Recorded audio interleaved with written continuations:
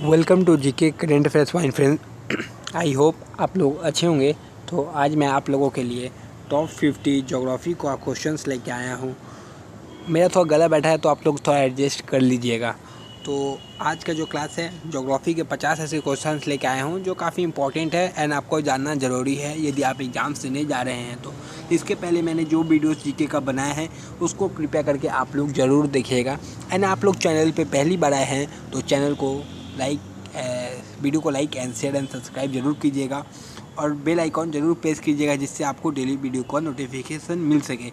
ये 50 क्वेश्चन है, इसको मैं 2 पार्ट में करवाना चाहूँगा क्योंकि ये थोड़ा टाइम कंजर्व करेगा, क्योंकि मैं थोड़ा आपको समझाने वाला भी हूँ, डायरेक्ट आंसर नहीं बताने वाला हूँ, कुछ उसके बारे में भी फैक्ट बताते चलूँगा, इसलिए थोड़ा टाइम लगेगा। इसको 2 वीडियोज़ में मैं लाऊँगा। तो वीडियो अच्छा लगे तो ज़रूर बताइएगा कमेंट बॉक्स में कि दूसरा पार्ट भी देके आइए। तो चलिए स्टार्ट करते हैं। जो पहला क्वेश्चन है क्या है, प्राचीन भारतीय भौगोलिक मान्यता के अनुसार भारतवर्ष किस द्वीप का अंग है। पहला ऑप्शन है पुष्कर द्वीप, जम्बू द्वीप, काश द्वीप या कुश द्वीप। तो बेसिकली इस क्वेश्चन का जो सही जवाब है वो क्या है, जम्बू द्वीप का जो है ये है अंग था। जम्बू द्वीप पृथ्वी के केंद्र में स्थित था, जम्बू द्वीप जो है। और ये इसका नाम कैसे पड़ा था, जम्बू द्वीप का नामकरण स्थित यहाँ जम्बू का एक ब्रिज था, जम्बू के ब्रिज के कारण इसका यह नाम पड़ा था। नेक्स्ट क्वेश्चन देखते हैं। नेक्स्ट क्वेश्चन क्या है, सर्वप्रथम इंडिया शब्द का प्रयोग भारत के लिए किस भाषा में किया गया। इंडिया शब्द का प्रयोग उर्दू, ग्रीक, फारसी, अरबी। तो सर्वप्रथम इंडिया के किसके शब्दों के लिए किया गया, तो बेसिकली इस क्वेश्चन का जो सही जवाब होगा चाहिए वो क्या होना चाहिए, तो ग्रीक भाषा में किया गया था इंडिया शब्द का प्रयोग।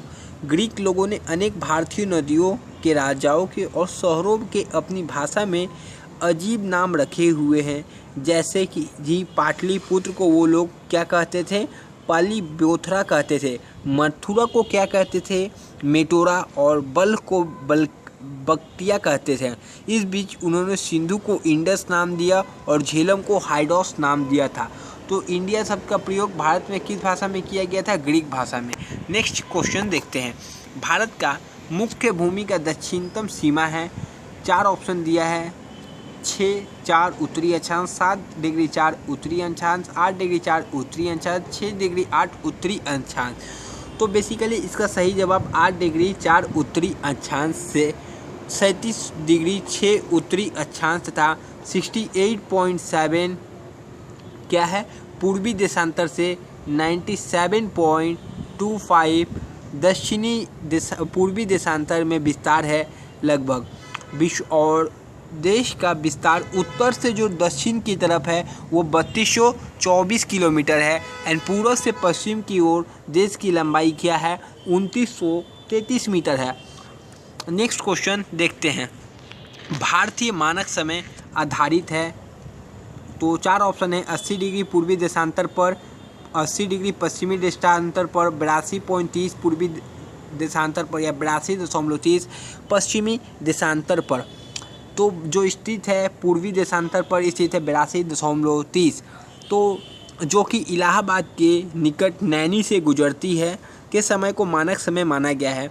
भारत का मानक समय GMT जिसको बोला जाता है, ग्रीनविच टाइम, तो ग्रीनविच टाइम के मानक समय के 5.5 घंटा आगे है। कितना, 5.5 घंटा।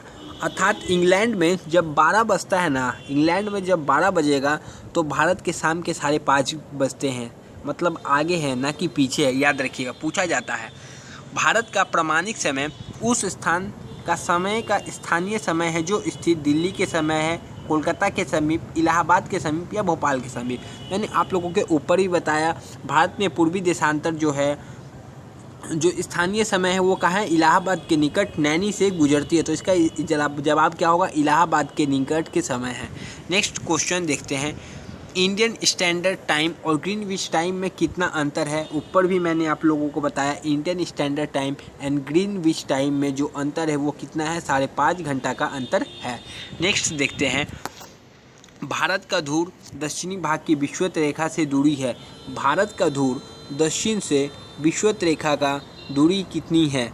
तो इसका सही जवाब आप लोगों को बताना है 776 किलोमीटर, 867, 876 या 916 किलोमीटर। तो ये जो इसका सही जवाब होगा वो 876 किलोमीटर है। भारत का सबसे दक्षिणी बिंदु क्या है? इंदिरा पॉइंट। कहाँ स्थित है? निकोबार द्वीप समूह में। इसके पूर्व नाम क्या है? ला हीचिंग है, पिग्मेलियन पॉइंट तथा प्रासन पॉइंट। विषुवत रेखा से इसकी जो दूरी है, दक्षिणतम दूरी जो है 876 किलोमीटर है। चलिए नेक्स्ट देखते हैं। भारत की स्थलीय सीमा की लंबाई कितनी है? 6100, 7516, 1200 या 1500, 15200 किलोमीटर। तो भारत की कुल स्थलीय सीमा की जो लंबाई है 15106 किलोमीटर है, बट इसको 15200 माना जाता है या 15280 किलोमीटर है, जो कि भारत के 17 राज्यों को छूती है। जो स्थलीय सीमा है भारत के कितने राज्यों को छूती है? 17 राज्य को छूती है। ये इम्पोर्टेंट पॉइंट है। तथा 7 देशों के साथ लगती है। 17 राज्यों के छूती है तथा 7 देशों के साथ लगती है। चलिए नेक्स्ट क्वेश्चन देखते हैं। द्वीपों सहित भारत की तट रेखा की लंबाई कितनी है? 6100, 6200, 7516.5 किलोमीटर या 8000। तो द्वीपों सहित भारत की जो लंबाई है वो कितनी है? द्वीपों सहित भारत की लंबाई कितनी है? भारत की स्थलीय सीमा की लंबाई 15200 है, पता है आपको, किलोमीटर, तथा द्वीपों सहित जलीय सीमा की लंबाई 7516.5 किलोमीटर है, यानी ऑप्शन सी होगा। मुख्यतः धरातल भाग की समुद्री सीमा की लंबाई जो है वो कितना है? 6100। समुद्री सीमा की लंबाई है 6100 किलोमीटर। यदि अंडमान, निकोबार तथा लक्षद्वीप द्वीप समूह को भी सम्मिलित किया जाए तो भारत का जो तटीय है उसका सीमा हो जाएगा आप लोगों का 7516.5 किलोमीटर, जो कि ऑप्शन सी है। नेक्स्ट देखते हैं, भारत की उत्तर से दक्षिण तक की लंबाई कितनी है? मैंने ऊपर आप लोगों को बताया था। तो भारत से उत्तर से दक्षिण तक की लंबाई कितनी है? उत्तर से दक्षिण पूछेगा तो 3234 किलोमीटर, यदि पूर्व से पश्चिम पूछेगा तो 2933 किलोमीटर इसकी लंबाई है। चलिए नेक्स्ट क्वेश्चन पे मूव करते हैं। भारत के पूर्व से पश्चिम तक की लंबाई पूछ लिया गया है, तो अब 2933 किलोमीटर अभी बताया मैंने ऊपर। चलिए नेक्स्ट क्वेश्चन, भारत की तट रेखा की लंबाई पूछा गया है 6100 किलोमीटर, 6200, 6175 या 6500 किलोमीटर। तो भारत के तट रेखा की जो लंबाई है वो कितनी है? तो बेसिकली इस क्वेश्चन का सही जवाब मैंने ऊपर ही बताया था, 6100 किलोमीटर है जो भारत की समुद्री की लंबाई। नेक्स्ट क्वेश्चन देखते हैं, भारत का क्षेत्रफल विश्व के कुल भौगोलिक क्षेत्रफल का कितना है? 2.2%, 2.4%, 2.8% या 3.2%। तो यद्यपि देश का क्षेत्रफल विश्व के कुल क्षेत्रफल का मात्र कितना है? 2.4% है, तो ऑप्शन बी सही होगा। किंतु यहाँ पर विश्व की लगभग 16% जनसंख्याएं निवास करती है। यहाँ की प्राकृतिक बनावट, संसाधन क्षमता आदि को देखते हुए जो जॉर्ज बी क्रैसी ने अपनी भौगोलिक पुस्तक एशिया की भूमि एवं निवासी में लिखा है कि भारत को महाद्वीप कहलाने का उतना ही हक है। चलिए नेक्स्ट क्वेश्चन देखते हैं। नेक्स्ट क्या है, भारत के कुल क्षेत्रफल का कितना प्रतिशत भाग पर्वत क्षेत्र माध्य समुद्रतल के अंतर्गत आता है, यानी पर्वतीय क्षेत्र है, कितना प्रतिशत क्षेत्र है? तो देश का कुल 10.7% जो क्षेत्र है वो क्या है? वो पर्वतीय क्षेत्र है, और जिसकी ऊंचाई समुद्र तट से 2135 मीटर है। चलिए नेक्स्ट क्वेश्चन देखते हैं। नेक्स्ट क्या पूछा, संपूर्ण भारत में कितने प्रतिशत भूभाग पर पर्वत और पहाड़ियाँ का विस्तार पाया जाता है? 10.7, 18.6, 29.3 या 43%।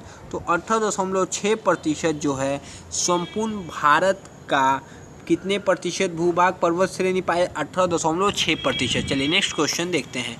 संपूर्ण भारत के कितने प्रतिशत भूभाग का पठार का विस्तार पाया जाता है? तो कितने प्रतिशत पठार का विस्तार पाया जा सकता है? इसका बेसिकली सही जवाब क्या होना चाहिए?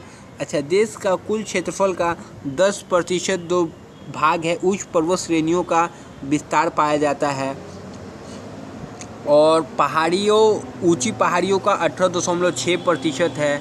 और जो इसमें क्या पूछा गया है, कुल पर्वतीय पठार का भाग जो है वो क्या है? ऊंचाई वाली कितनी, क्या पूछा है? भूभाग का पठार विस्तार कितना पाया जाता है? तो कितना पाया जाता है? 27.7% पाया जाता है। चलिए नेक्स्ट क्वेश्चन देखते हैं। संपूर्ण भारत के कितने प्रतिशत भूभाग पर मैदान का विस्तार पाया जाता है? तो संपूर्ण भारत का कितने प्रतिशत? 43% भाग पर भूभाग पर मैदान का प्रतिशत पाया जाता है। चलिए नेक्स्ट देखते हैं। भारत के प्रादेशिक जल सीमा समुद्र तट से कितनी मील की दूरी पर स्थित है? टेरिटोरियल जो वाटर है समुद्र मील से कितनी मील की दूरी पर स्थित है? 12 मील, 24 मील, 111 मील या 200 मील? तो बेसिकली इस क्वेश्चन का सही जवाब क्या होना चाहिए? जो टेरिटोरियल सी है, आधार रेखा में समुद्र तल से 12 समुद्री मील तक प्रादेशिक सीमा है। तो इस सही जवाब क्या होगा? 12 समुद्र से प्रादेशिक समुद्री सीमा तक 12 नॉटिकल मील भारत के संपूर्ण अधिकार है। तो यहाँ 12 मील सही आंसर होगा पहला। नेक्स्ट है, भारत का कॉन्टिजियस जोन यानी संलग्न क्षेत्र प्रादेशिक जल सीमा से कितनी समुद्री मील आगे है? कितनी समुद्री मील की दूरी है? तो कंटिजियस जोन के बारे में पूछा गया है, तो इसका सही जवाब क्या होना चाहिए? तो वो है 24 मील की दूरी पर स्थित है। आधार रेखा से 24 है। चलिए, जिसमें भारत को 3 प्रकार के अधिकार दिया गया है। साफ सफाई का अधिकार, सीमा शुल्क वसूली या वित्तीय अधिकार। ये 3 अधिकार इस जोन में भारत को मिला है। चलिए आगे बढ़ते हैं। भारत का एकांतिक आर्थिक क्षेत्र यानी एक्सक्लूसिव इकोनॉमिक जोन संलग्न क्षेत्र के आगे कितने समुद्री मील दूरी तक है? तो बेसिकली इस क्वेश्चन का जो सही जवाब होना चाहिए वो कितनी दूरी तक है? वो 200 समुद्री मील दूर तक स्थित है। चलिए नेक्स्ट क्वेश्चन देखते हैं। नेक्स्ट क्या है? भारत के कितने राज्य समुद्र तट रेखा में है? भारत के कितने राज्य समुद्र तट रेखा में है? तो वर्तमान भारत के 9 राज्य जो है समुद्र तट रेखा में है, और 5 केंद्र प्रदेशों की सीमाएं जो है समुद्र तट से लगे हैं। ये राज्य कौन कौन से हैं एक बार मैं आप लोगों को बता देना चाहता हूँ। पहला कर्नाटक, महाराष्ट्र, गोवा, केरल, तमिलनाडु, आंध्र प्रदेश, उड़ीसा, पश्चिम बंगाल। तो ये जो सीमाएं हैं समुद्र तट से मतलब सटा हुआ है, रेखा है। और जो केंद्र शासित प्रदेश है उसके नाम क्या है? पौंडुचेरी, लक्षद्वीप, अंडमान और निकोबार द्वीप समूह, दादर एवं नागर हवेली तथा दमन द्वीप की सीमाएं भी समुद्र से लगती है। नेक्स्ट बढ़ते हैं। नेक्स्ट क्या है? भारत में निम्नलिखित में से किस राज्य की तट रेखा जो है सबसे लंबी है? महाराष्ट्र, केरल, गुजरात या पश्चिम बंगाल? तो अरब सागर गुजरात राज्य को इसकी व्यापक तट रेखा, गुजरात की जो तट रेखा है वो 1214.7 यानी 1214.7 किलोमीटर लंबी, जो देश की कुल भूमि के तट का लगभग 23% है। तो गुजरात का तट रेखा सबसे लंबी है। यह सबसे लंबी मुख्य भूमि के किनारे वाला राज्य है। नेक्स्ट क्वेश्चन, निम्नलिखित भारतीय राज्यों से किससे होकर कर्क रेखा नहीं गुजरती है? तो कर्क रेखा किससे होकर नहीं गुजरती है? तो भारत में कर्क रेखा कितने राज्यों से गुजरती है? 8 राज्यों से गुजरती है, जो कि कौन कौन से राज्य है? गुजरात, राजस्थान, मध्य प्रदेश, छत्तीसगढ़, झारखंड, पश्चिम बंगाल, त्रिपुरा तथा मिजोरम से होकर गुजरती है। उत्तर प्रदेश से होकर नहीं गुजरती है। तो बेसिकली उत्तर प्रदेश जो इसका होगा गलत आंसर हो जाएगा। कौन सी अक्षांश रेखा भारत के मध्य से होकर गुजरती है? पहला ऑप्शन है कर्क रेखा, मकर रेखा, विषुवत रेखा, आर्कटिक रेखा। तो भारत के मध्य से कर्क रेखा गुजरती है, तो इसका सही जवाब हो जाएगा, जो कि 8 राज्यों से गुजरती है। फिर एक बार सुन लीजिए, गुजरात, राजस्थान, मध्य प्रदेश, छत्तीसगढ़, झारखंड, पश्चिम बंगाल, त्रिपुरा तथा मिजोरम से होकर गुजरती है। एक बार और बताएं, क्योंकि आप थोड़ा याद कर लें। नेक्स्ट है, कर्क रेखा भारत के किन राज्यों से, कितने राज्यों से होकर गुजरती है? इस क्वेश्चन को अभी तक 3 बार मैंने बता चुका हूँ। कितने राज्यों से होकर गुजरती है? 8 राज्यों से होकर गुजरती है। फिर एक बार आपको नाम बता देना चाहूँगा, क्योंकि मुझे याद है, बताने में बहुत अच्छा लगता है। गुजरात, राजस्थान, मध्य प्रदेश, छत्तीसगढ़, झारखंड, पश्चिम बंगाल, त्रिपुरा तथा मिजोरम। आपको भी ऐसे रटा होना चाहिए, बेसिक क्वेश्चन है। तो आज के वीडियो में बस इतना ही। नेक्स्ट वीडियो में जो 25 और क्वेश्चन है उसको भी मैं करवा दूंगा। आज कराने का उतना समय नहीं है, क्योंकि वीडियो बहुत लंबा हो जाएगा, मुझे भी दिक्कत होगी, आप लोगों को भी देखने में दिक्कत होगी। तब तक के लिए जय हिंद फ्रेंड्स। वीडियो कैसा लगा ज़रूर कमेंट बॉक्स में बताएं। आपके लिए काफ़ी अच्छे से बताया है एंड एक्सप्लेन भी, आपके हर क्वेश्चन को एक्सप्लेन करने का कोशिश किया है। जितना मुझे पता था उससे ज़्यादा मैंने आपको एक्सप्लेन करके बता दिया। तब तक के लिए जय हिंद फ्रेंड्स। नेक्स्ट वीडियो में आपसे मिलेंगे। यदि चैनल पर पहली बार आए हैं तो चैनल को सब्सक्राइब करना ना भूलिएगा।